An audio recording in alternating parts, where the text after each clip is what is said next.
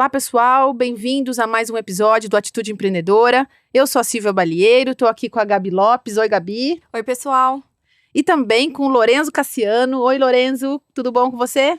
Oi, pessoal, prazer. E seguindo aqui com a nossa série de episódios falando sobre NFTs, blockchain e criptos, a gente está recebendo hoje a Elo Passos. Oi, Elo, tudo bom? Olá, meninas, tudo bem?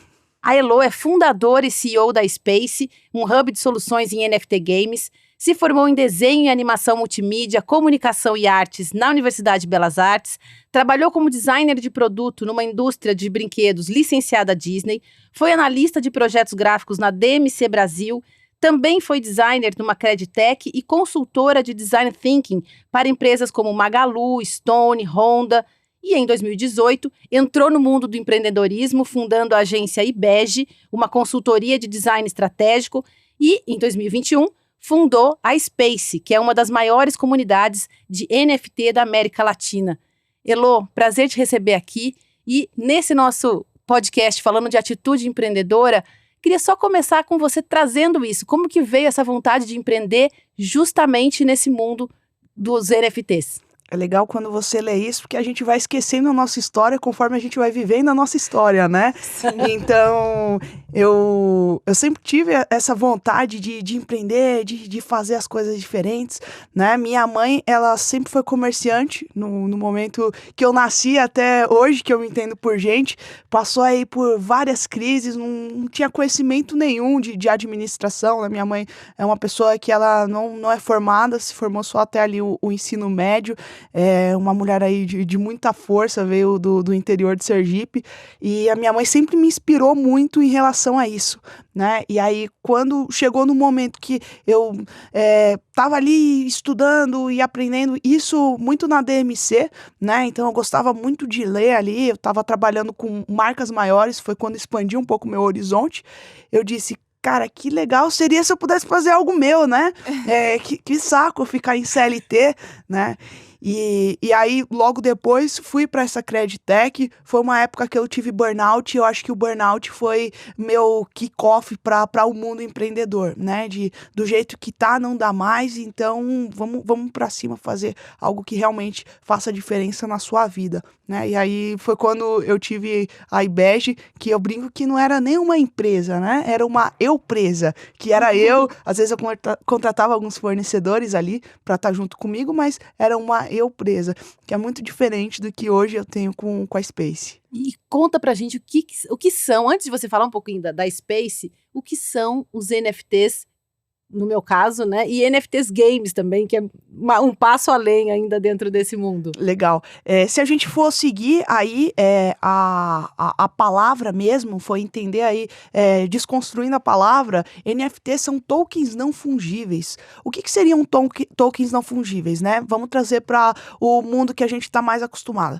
Se eu pego R$1 e te dou esse R$1, Silvia, esse valor vai ser sempre R$1. Você pode me dar uma outra moeda de R$1, a gente sempre vai ter moedas desse mesmo valor, né? Agora, se, por exemplo, você me dá um Picasso e eu te dou uma Mona Lisa, a gente sabe que tem valores intrínsecos ali a cada um. Então, eles vão ter valores que são diferentes, um relacionado ao outro, né? E a gente pode olhar dessa forma para criptomoedas, para a indústria da blockchain, e os NFTs dentro disso. Então, os NFTs, eles seriam esses valores que eles estão linkados a ativos digitais, né? Seja arte, seja um personagem de game, seja talvez um contrato, enfim. E os tokens, eles vão estar para utilidades ali de moedas que você vai usar para transacionar, para pagar transferências, enfim. Então, isso são os NFTs. E aí, quando a gente traz para o mundo NFT Games, os NFTs, eles são o que a gente já tinha antes na indústria dos games, né? Que são os personagens, são as skins, são terras, são itens, ferramentas, enfim. Todos esses ativos que a gente já tinha na indústria dos games, agora eles estão dentro da blockchain, né? Então, você consegue agora fazer essa transferência de uma forma rápida, segura e de um modo que todo mundo saia ganhando, né? E por que todo mundo sai ganhando? Quem tá ouvindo aqui, não sei se tem um pessoal gamer, se não tem, mas tinha alguns jogos quando eu era mais criança que chamavam Tibia, Ragnarok, Dofus. Então a gente via muito essa questão de trade dentro desses RPGs, né? E aí o que acontecia? Vamos supor que a Gabi trabalhava o dia inteiro e ela queria ser muito competitiva no jogo. Só que para você ser competitivo, seja num jogo, seja num esporte, seja na vida, você precisa de tempo dedicado.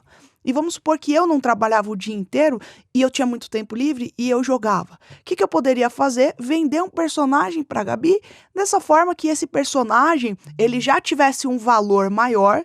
Esse valor maior ela conseguia ser aí mais competitiva, né? Então ele tinha mais level, mais experiência. Só que a Gabi não sabia se ela ia receber dinheiro, se ela ia receber o personagem, eu não sabia se eu ia receber o dinheiro, e o desenvolvedor não recebia nada em relação a isso, né? Com a blockchain, através dos contratos inteligentes e a estrutura de marketplace, a gente consegue aí que todo mundo receba. Então, a pessoa que compra recebe seu personagem, sua skin, seu item, seja lá o que for, eu recebo meu dinheiro e o desenvolvedor recebe fees aí referentes às transações.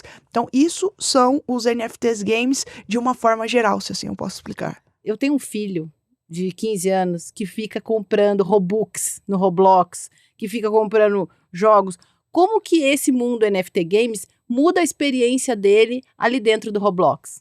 Legal, bacana. O Roblox não é um game que ainda está integrado, né, na blockchain, mas a gente pode pegar como exemplo o The Sandbox, que é um jogo ali que, vamos colocar que ele está dentro da mesma caixinha, que você vai construindo o universo, tem uma questão de produção de conteúdo muito forte, experiências que você pode criar, seja com marca, seja com estúdio, minigames. Então, hoje ele não consegue fazer essa monetização de forma ativa, né, de, não, vou criar uma land, vou alugar essa minha land, essa minha terra, para outra pessoa usar a minha terra. Então, se um HSBC quiser fazer uma experiência na minha terra, ele pode alugar a minha terra ali, eu vou ganhar referente a isso, e depois eu posso simplesmente derrubar, pôr abaixo o prédio, né? Então, isso vai mudar muito a forma de interação, principalmente a interação aí econômica entre os jogadores, né? E aí, quando você coloca questão de outras experiências, a gente está falando que a comunidade de Web3 é uma comunidade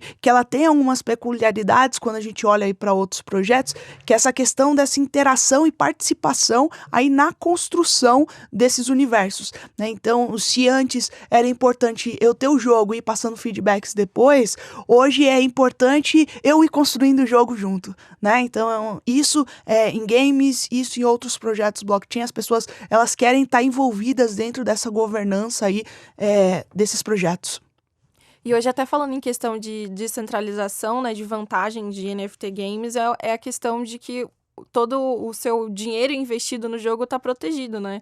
Porque hoje a gente tem a questão de, você investe dinheiro lá no jogo, mas você não recupera nunca mais aquele dinheiro, né? Tipo, se o jogo sai do ar, os desenvolvedores tiraram o servidor do ar, você perdeu aquele dinheiro. E o NFT Games, ele protege, né? Tem essa proteção. Eu diria que essa proteção não é meio uma proteção de fato, né? Por que a gente não pode olhar como uma proteção de fato? Porque a gente está falando de um mercado que é extremamente volátil. Então, os preços dos ativos, eles ainda estão muito linkados aí com a questão de, beleza, eu tenho esse item, eu vendo por quanto eu quiser. Eu acho que a partir do momento que a gente conseguir ter uma estrutura ali econômica dentro dos jogos que faça sentido, aí talvez a gente tenha uma proteção. Eu olho muito mais pelo fato de, você jogou Ragnarok a vida inteira. E aí agora você quer vender seu personagem porque você não quer mais jogar. Aí tranquilo, você vai vender. Se for na indústria tradicional, às vezes você nem consegue vender a sua conta. Tem algumas desenvolvedoras, algumas empresas que elas são contra essa questão de comercialização entre os jogadores, né? Eu acho que o principal game changing aí da indústria de blockchain games, é você trazer uma tecnologia diferente. Eu acho que isso é o grande pulo do gato, porque a gente tem que olhar a blockchain realmente como uma tecnologia para ser integrada dentro dos projetos, e muito menos como investimento e especulação, que é o que as pessoas fazem hoje. E o segundo é que você ativa muito mais uma economia de jogadores, né? Então, se antes eu tinha uma relação muito unilateral entre jogador e empresa, hoje eu consigo ter uma relação entre jogador e empresa, entre jogador-jogador, entre jogador-jogador-empresa. Então, antes era um B2C, né? Hoje a gente consegue fazer um B2B2C, né? E a gente consegue ter formas diferentes aí de olhar a dinâmica desses negócios. Como que é o papel da Space nesse mundo? O que o Space faz exatamente dentro de NFT Games? Legal. A Space, ela surgiu logo depois de eu criar uma comunidade, então a história é mais ou menos essa. Em outubro... Pode ser lá, vai. A começar, assim, pelos ouvintes, o que é comunidade, né? De NFTs, assim, acho que nem todo mundo tá aí a par desse assunto. Legal, bom demais. Em outubro de 2020, né, eu estava ajudando um grande amigo meu que tem um projeto de educação dentro do mundo cripto a formatar o plano de negócios dele. Então, como eu já tinha um conhecimento em relação a isso, estava ajudando ele a fazer plano de marketing, plano de negócio, entender como que a gente escalonava aquilo, porque eu já era muito entusiasta, muito fã de blockchain e eu queria aquilo na minha vida.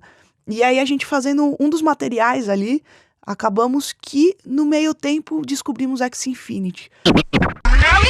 Axie Infinity é um dos jogos em blockchain mais populares da atualidade.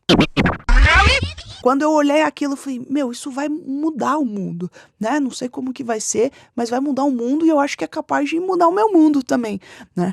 Criei uma comunidade. O que era essa comunidade? Era um espaço, a priori, no Instagram, que as pessoas, elas tiravam dúvidas comigo em relação ao jogo, produzia conteúdo, elas conversavam ali nos comentários, eu abria lives todo dia para tirar dúvidas das pessoas, então eu estava ensinando elas a jogarem, não tinha um intuito financeiro ali, era ensinando as pessoas a jogarem e eu estava jogando. Estava ganhando bastante dinheiro naquela época, porque era algo totalmente novo, e quando é algo totalmente novo, é algo extremamente rentável. Não quer dizer que vai ser rentável para sempre, não quer dizer que seja sustentável economicamente, mas no caso do Axie Infinity, estava tendo aquela mudança de paradigma e começou a surgir um modelo de negócio ali que se chamavam scholarships. O que são scholarships? São custódias de NFT.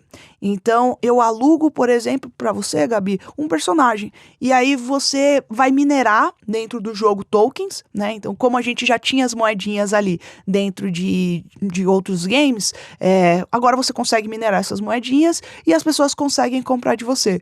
Claro que como a gente está falando de cripto, a gente está falando de blockchain, ele acaba não ficando só no âmbito ali em game, ele acaba indo muito para o âmbito de corretoras também, né? Então, começou a surgir muito e popularizar absurdamente esse modelo de scholarships. Tanto que hoje a gente tem grandes projetos de DAO que começaram com scholarships. DAOs é a sigla para organizações descentralizadas, que não possuem um líder. Quem toma as decisões da empresa é a comunidade por meio do voto. E com a Space não foi diferente.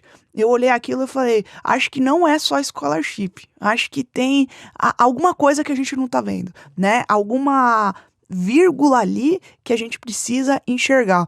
E aí a Space surgiu assim. A Space surgiu a princípio para a gente conseguir disponibilizar soluções para a comunidade, sejam soluções financeiras, soluções de scholarship, solução de conteúdo. Então a Space acabava fazendo aquilo até a gente chegar no formato que a gente tem hoje, que é muito mais relacionado a uma organização de esportes e publisher aí de alguns jogos, né? Então, por exemplo, tem um projeto que eu estava fazendo em paralelo à Space e hoje anda junto, né? Que é o Boom Boogers. O Boom Boogers é um jogo que eu estava desenvolvendo, estamos ainda, né? E a Space é publisher desse jogo que estava sendo desenvolvido, né? Então, hoje a Space atua muito mais aí nessa frente de organização de esportes e publisher, né? Tanto que o nosso time de Tita Arena, quero mandar um grande abraço aí para os meninos e meninas que jogam com a gente. Eles são top 10 América Latina do Tita Arena, que é um dos principais jogos de blockchain games.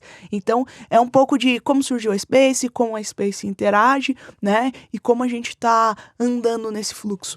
Pensando do lado de quem não entende muito essa comunidade, esse mundo, como é que é a circulação monetária mesmo nisso? Assim, quando você está só dentro do jogo, trocando as moedas ali do jogo, como que isso se materializa para ganhar o dinheiro do mundo real, por exemplo?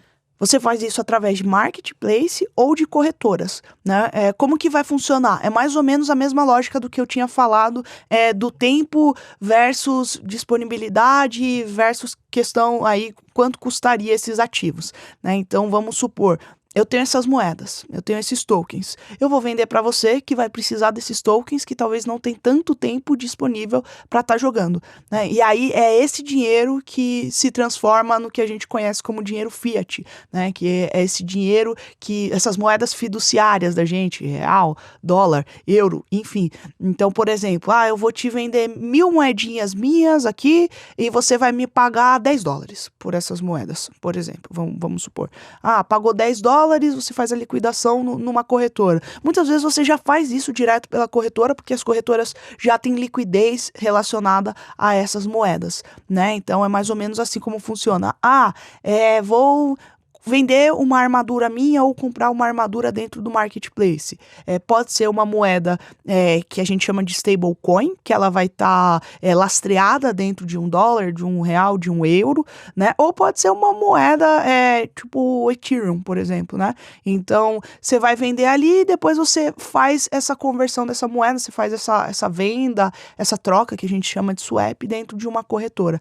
Então, é mais ou menos assim que funciona, né? São pessoas que querem as moedas, sejam para especular ou seja para avançar no jogo, versus as pessoas que têm tempo para jogar, para vender para essas outras. Já que a gente está falando de assuntos monetários, e até você comentou, né, Lu, sobre a questão da volatilidade, e hoje a gente está vendo o mercado muito instável, as pessoas fugindo de cripto porque está muito volátil, os preços estão caindo demais. O quão arriscado é esse mercado, assim? Porque a gente fala de jogos, né, pensa assim, de repente, é só um joguinho, vamos se divertir, mas a gente tá falando de dinheiro de verdade. Então eu queria entender um pouco mais desse risco, assim. 100%. Sendo bem honesto, é 100%, né? Quem entra querendo investir tem que ter muito claro que é um dos investimentos de mais risco que tem. Eu nem olharia como investimento, né? Eu olharia mais como possibilidade. E por que eu falo isso? Eu tenho uma opinião meio diferenciado em relação a amigos meus influenciadores aí do mundo cripto, empresários, entusiastas, porque eu acho que a gente teria que olhar as criptos como a gente olha a bolsa de valores, né? Onde que eu vou empregar o meu dinheiro na bolsa de valores? Talvez ali nas blue chips, né, em ações que tenham a ver com infraestrutura, então, de saneamento, né, a gente pensar, por exemplo, em luz, enfim. Então, eu acho que quando a gente vai investir na bolsa, a gente cria teses para isso, né, cria teses de vou investir não porque tá no hype, né, mesmo porque a gente sabe que quando a gente investe em algo que tá no hype, a chance de você perder dinheiro é enorme. Então, ok, tem uma tese mais fundada em tecnologia. O que essa tecnologia resolve? Essa tecnologia, ela tá dando dinheiro agora? Se ela não tá dando dinheiro, qual que é a perspectiva dela para dar dinheiro para os próximos anos? Tá, tirando a perspectiva para dar dinheiro para os próximos anos, o que ela resolve? Como que ela vai transformar a vida das pessoas referente a isso? Então, é esse olhar que a gente tem com ações. É o mesmo olhar que eu acho que a gente tem que ter com projetos blockchain no geral. Sejam blockchain games, seja quando você olha DeFi, qualquer outro projeto. Beleza, eu não vou estar investindo porque vai estar no hype, porque estão me falando que vai ter retorno de 3 meses. Não, se hoje eu fosse investir em algum projeto de blockchain games, provavelmente eu investiria em projetos de infraestrutura, em projetos de estúdio, não no game em si. Porque cada vez mais a gente vê que essas são as teses dos VCs. E se são teses dos VCs, a gente tá falando que tem gente que tá estudando ali, tá sendo paga para estudar. Eu queria muito ser paga para estudar, não sou paga para estudar, né? Tanto que meu sócio brinca muito comigo, Elô, a gente tem uns amigos que são pagos para estudar. Como é bom isso, né? Eles ficam o dia inteiro ali só estudando e ganhando dinheiro para isso.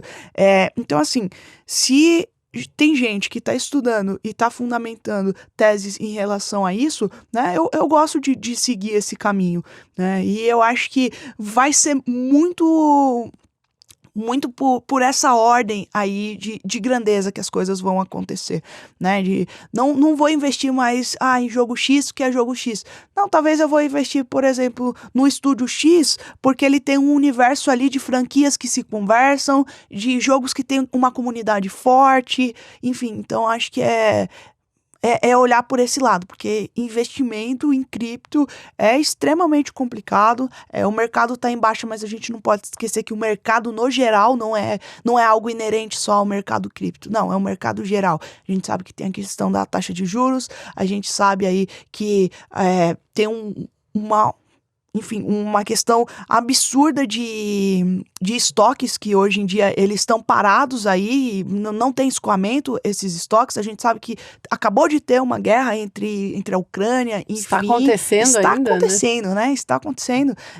Tem questões da China, enfim. Então, é um mercado num todo.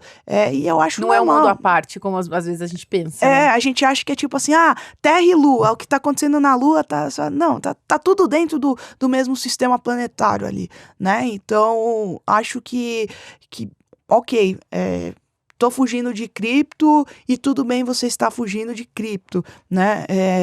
E só invista em cripto se realmente você tiver preparado para isso, pronto para isso, tiver estudado para isso, né? E não só porque estão falando que vai te dar 1.000, 4.000%, o que é uma grande falácia, né? Pode dar, mas é uma chance assim, acho que é mais fácil às vezes ganhar na lotomania, né? Tão difícil, né? Quando jogar NFT Games, então? Por que jogar NFT Games? Assim, por exemplo, você recomendaria o filho da Silvia, que é ainda jovem, a jogar por diversão, de repente, assim? Fiquei com essa dúvida agora, assim, por exemplo, não entrar com cabeça de investimento, mas entrar, então, com que cabeça? Legal. Você joga alguma coisa, Gabi? Eu jogo. O que você joga? Fala pra mim. Olha, eu jogo jogos não NFTs, né? Tipo, no momento eu tô jogando Subnautica, Below Zero, e eu jogo bastante Dead by Daylight também, que está em alta. Tá. Eu jogo um jogo, hoje não é NFT, tá? Mas eu jogo um jogo que se chama Stardew Valley, né? Stardew Valley é um joguinho de fazendinha. Por que eu jogo esse jogo? Porque eu gosto, que é divertido, né? Então, por que jogar NFT Games? Porque você vai achar divertido, porque você vai gostar, porque vai ter uma comunidade que você vai gostar de estar dentro dessa comunidade, né? Então, hoje eu vejo muito mais aí essa questão de NFT Games, e às vezes tem muita rixa, né? Da galera que é game tradicional, tem muita gente que não tem, eu diria que a grande parte das pessoas não tem essa rixa, mas, não, porque NFT é isso, vai chegar no momento que a gente não vai precisar pensar assim, por que jogar NFT Games? Ou esse jogo é blockchain ou não é? Não, vai ser simplesmente game. Como hoje você não pensa se o jogo é desenvolvido em Unity, você não pensa se o jogo é desenvolvido em Unreal, qual a linguagem de programação do jogo. Não, eu vou jogar aquele jogo porque eu gosto. Então, é um jogo de carta, eu gosto mais de uma linha que nem Hearthstone. E aí tem um jogo dentro da blockchain que é legal de cartas, que, por exemplo, eu gosto de Unchained. Então, eu vou jogar aquele jogo porque é um jogo divertido de eu jogar e eu gosto de estar passando tempo ali, e se eu estiver passando tempo ali, ok, eu tenho a questão ainda de transacionar os meus itens, né? Mas a gente pensar como as pessoas pensavam ano passado, de vou colocar o meu dinheiro e vou fazer a retirada daqui 3 meses, aí eu acho que não é um bom caminho, né? Então eu acho que, por exemplo, esses jogos que você falou, vou pegar o Subnautica, por exemplo, né? Legal, você joga ele provavelmente porque você gosta de passar o tempo, porque é um jogo que te faz sentir bem jogando, e você vai perder horas ali e vai querer evoluir nisso. Tá que nem eu com o Stardew Valley, que já deve estar passando de 124 horas eu com esse jogo, e faz, sei lá, 5 meses que eu tô jogando. Então, eu acho que é muito mais o caminho de as pessoas vão jogar NFT Games porque elas vão gostar do game e não do NFT. O NFT vai ser uma das ferramentas dentro daquele universo. E como é empreender nesse mundo, Elô? Porque a gente conhece um pouco do lado de cá, mas dentro desse mundo cripto, né? A partir do momento que você decide criar uma empresa, é um estalar de dedos, é você estudar, é você fazer um cadastro em algum lugar, ou pagar uma licença, alguma coisa? O que é? Infelizmente as pessoas não estão assistindo agora, mas elas estão ouvindo. Então eu vou convidar você, caro ouvinte, né, ou cara ouvinte, a fechar os olhos agora, né?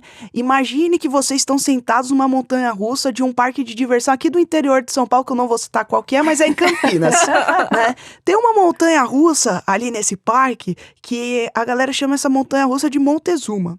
É uma montanha-russa que ela parece que as madeiras, elas não estão bem pregadas assim, né? E aí você senta agora é a hora do convite, né? Vocês estão sentados nessa montanha-russa. E aí passou uma pessoa correndo aqui, só puxou a alavanca pra te prender, mas ela não viu se a alavanca tá presa. E aí você olha pro lado assim e você diz, caramba, mas eu não sei se isso tá preso e, sei lá, eu posso sair voando na montanha-russa, né? E aí a montanha-russa começa a andar e você diz, tá tudo bem. Mas aí tá trepidando mais do que o suficiente, assim, tipo, tá trepidando meio estranho aqui. E aí eu tô subindo, eu tô... E eu falo, meu Deus do céu, eu vou cair. Aí do nada você vai e aí o pessoal, não, levanta a mão. Você fala, não, mas eu não quero levantar a mão. E aí levanta a mão. E é aquela loucura e você diz, caramba, eu não sei se eu vou sair voando, se a montanha-russa vai desabar. Mas é muito legal estar na montanha-russa, né? Você tá ali na adrenalina. Então empreender em cripto pra mim é isso. Você tá nessa montanha-russa com essa adrenalina louca, sem saber se vai quebrar a montanha-russa, se você vai voar, se você não vai, né? Mas em termos práticos, assim, aí na hora a gente... que assinar o papel, sabe? Tem um papel para assinar? Já começa daí, tem um né? papel, tem um papel.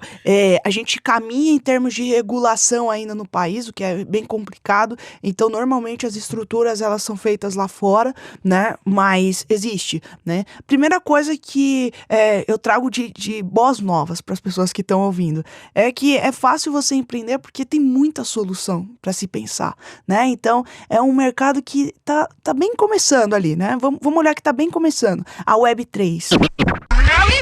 Web 3.0 é a nova proposta de estrutura da internet com princípios de descentralização do blockchain.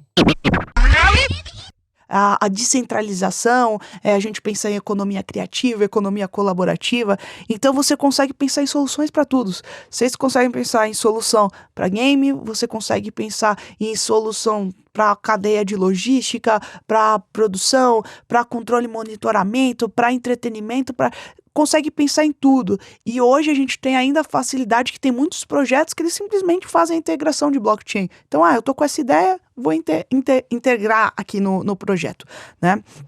O que eu digo? Que é a primeira coisa que eu acho que é muito importante. Eu quero empreender no mercado de Web3.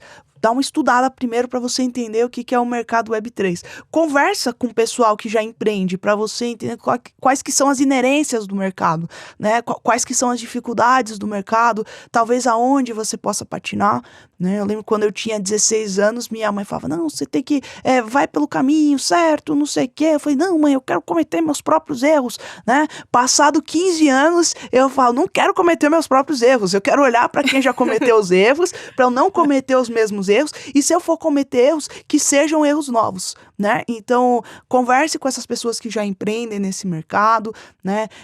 Tragam aí a outra visão. Eu acho muito legal quem tem uma visão Web 2 e entra também na Web 3, porque a gente acaba trazendo o que é esse mundo tradicional para esse novo mundo e talvez trazendo soluções para esse novo mundo.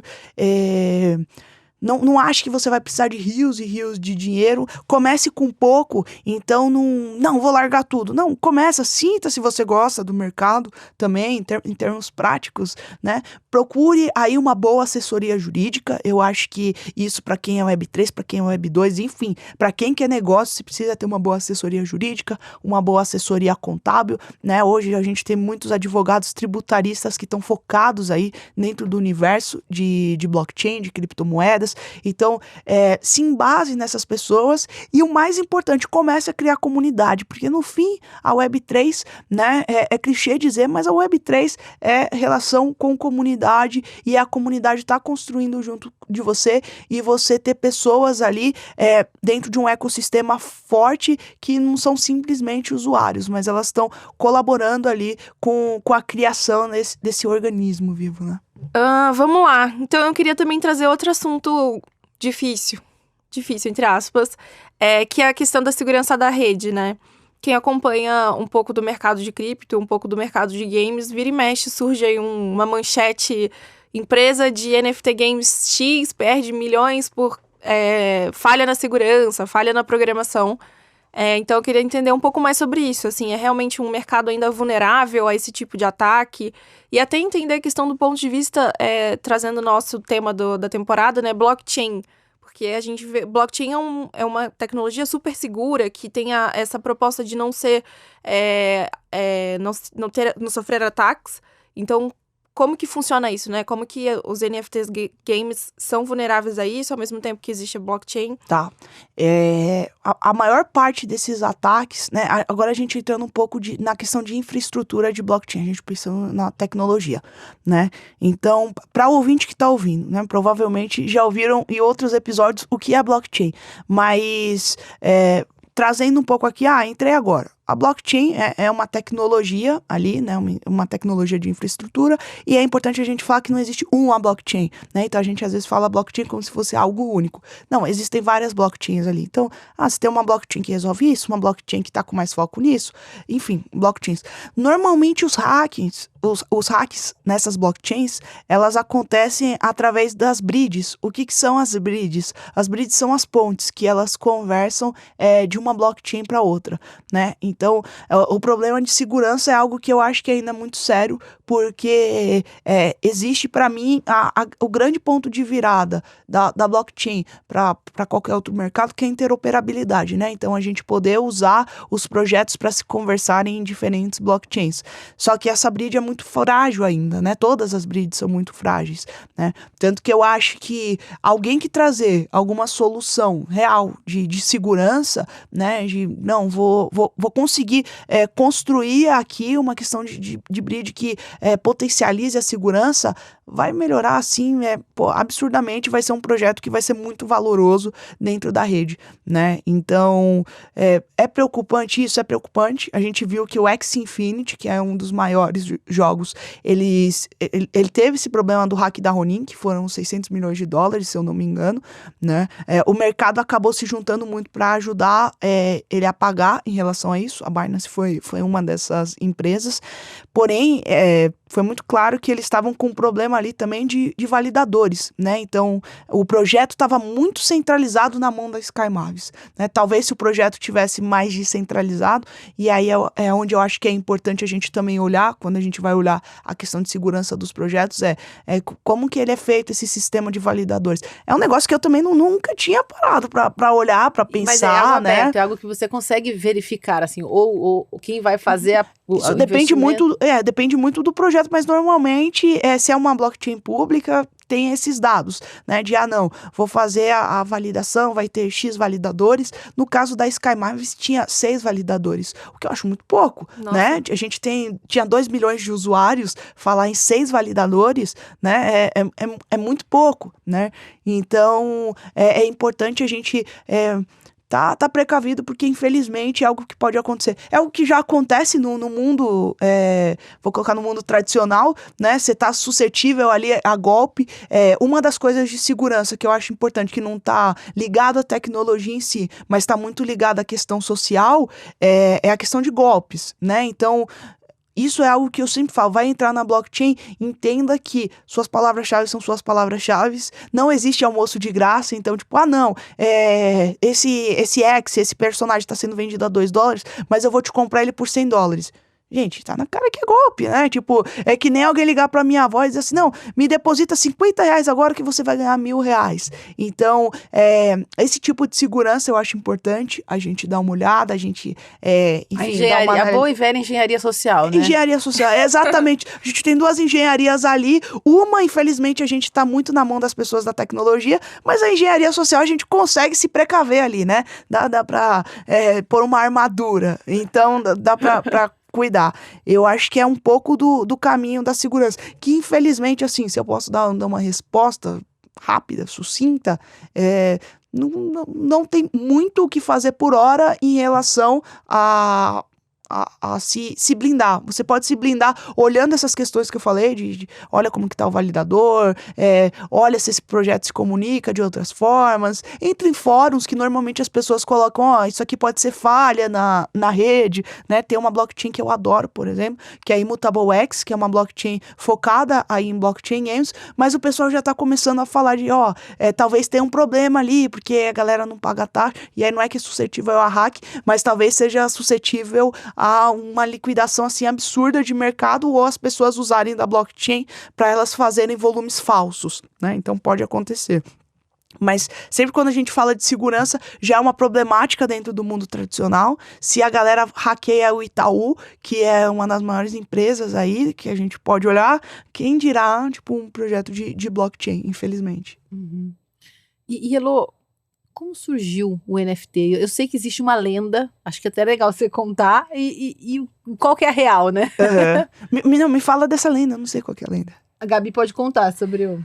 Não, a lenda do fundador da Ethereum, que ele jogava World of Warcraft, e aí ele ganhou uma espada super rara, que ele era invencível no jogo. Assim, é uma lenda, ninguém sabe se é de verdade.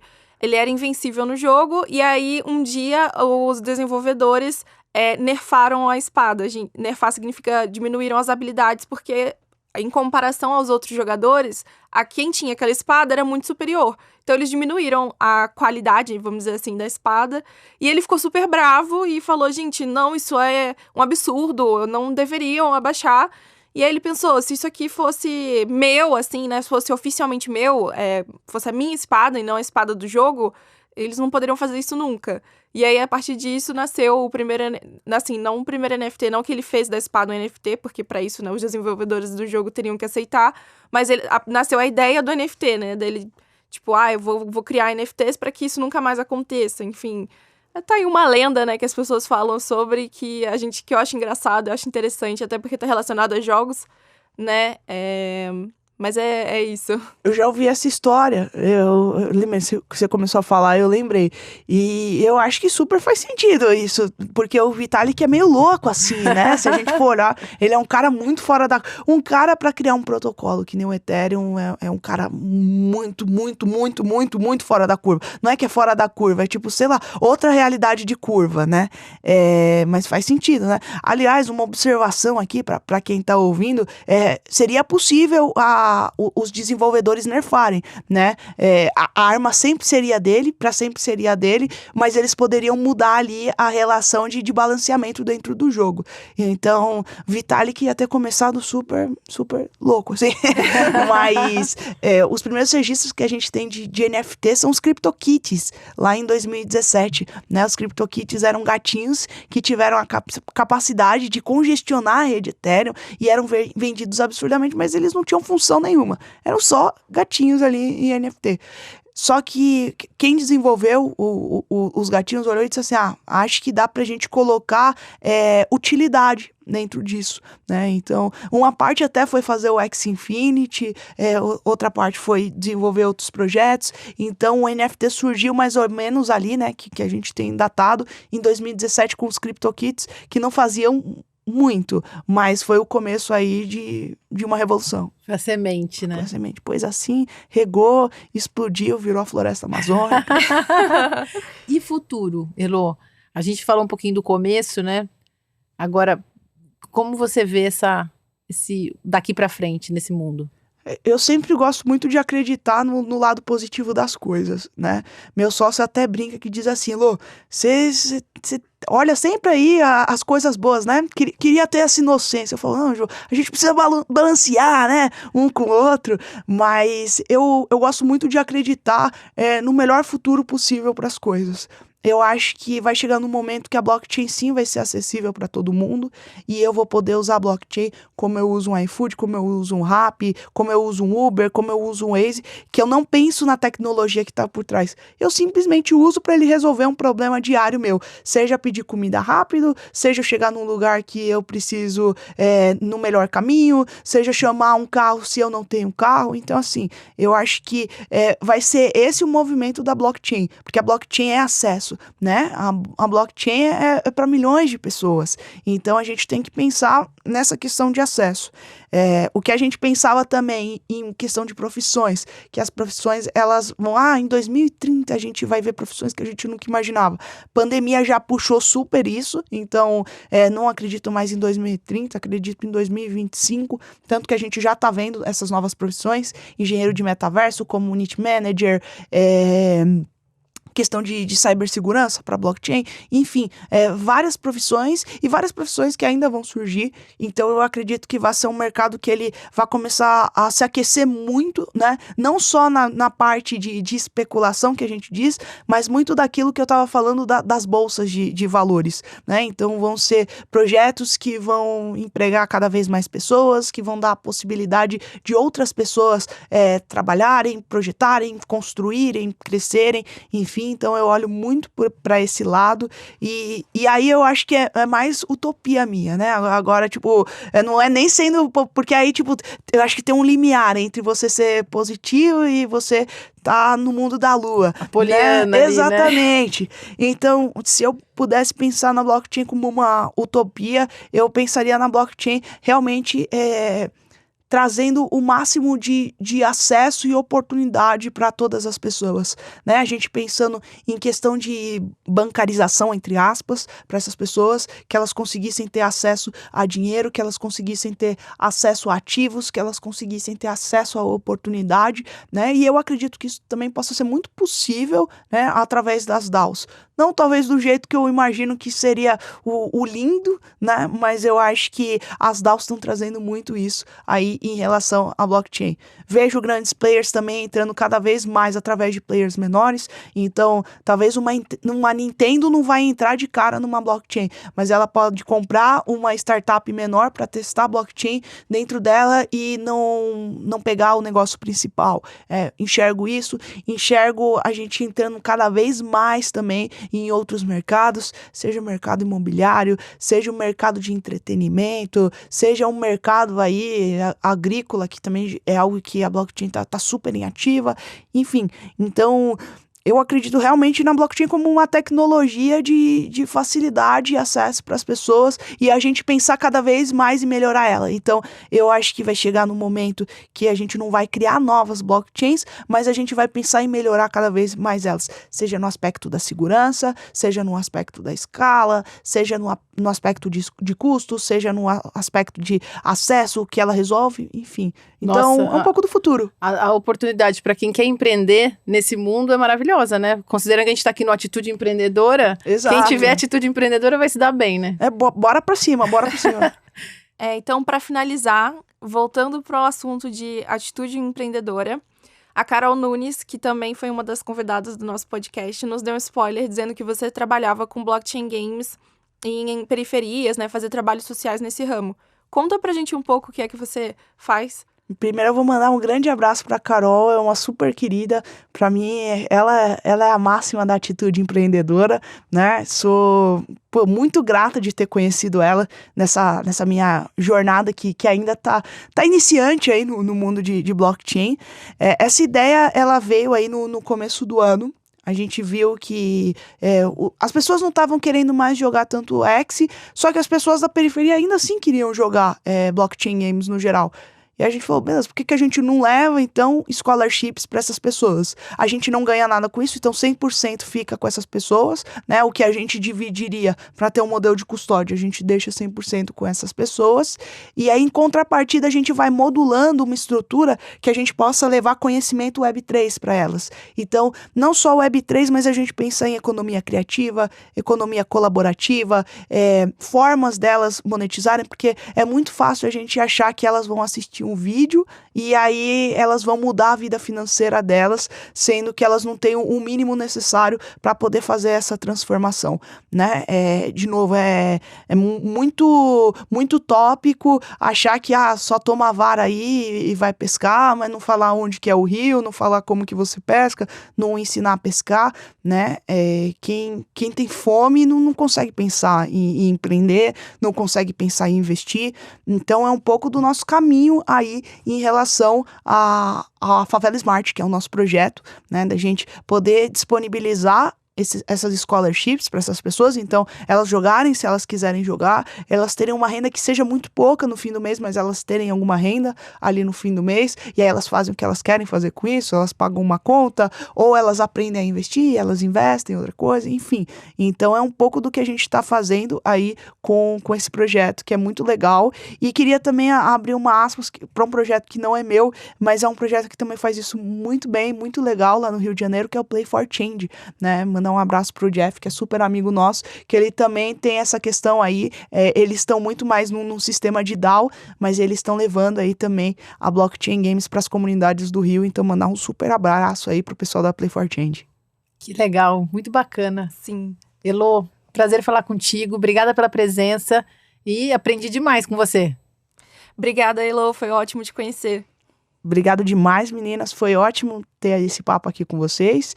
E bora pra cima aí que, pra quem tem atitude empreendedora nesse mercado, pode ter certeza que vai voar aí daqui a alguns anos. Que legal. Sucesso aí pra você, Elô. E aí, Sil, o que você achou?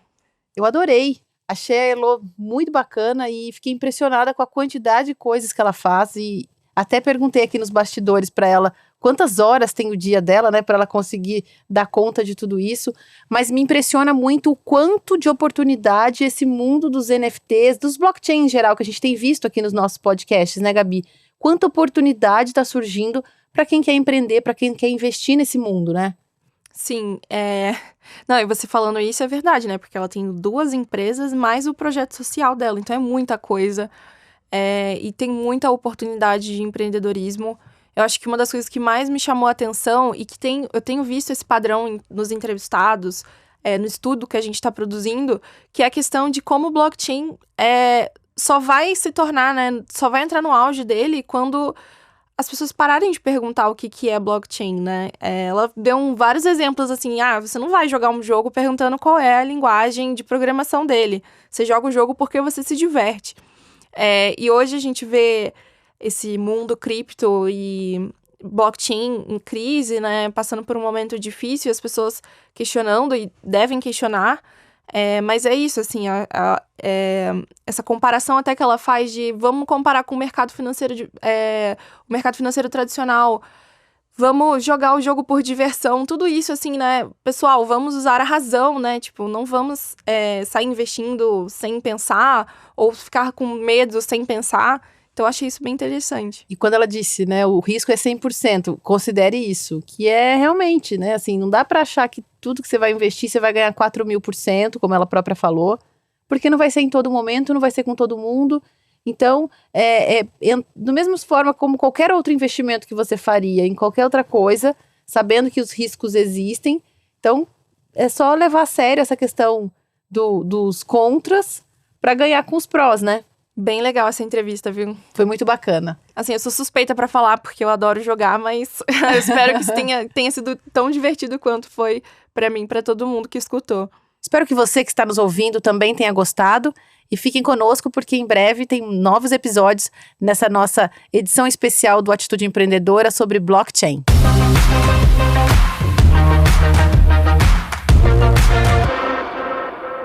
Esse podcast é uma parceria do Estúdio Teses com o Ateliê de Conteúdo. O episódio foi produzido por Ariane Abdala, Gabriela Lopes, Silvia Balieiro, Ana Carolina Berg Miller, Júlia Fregonese, Giovana Dias, Lorenzo Iatalese.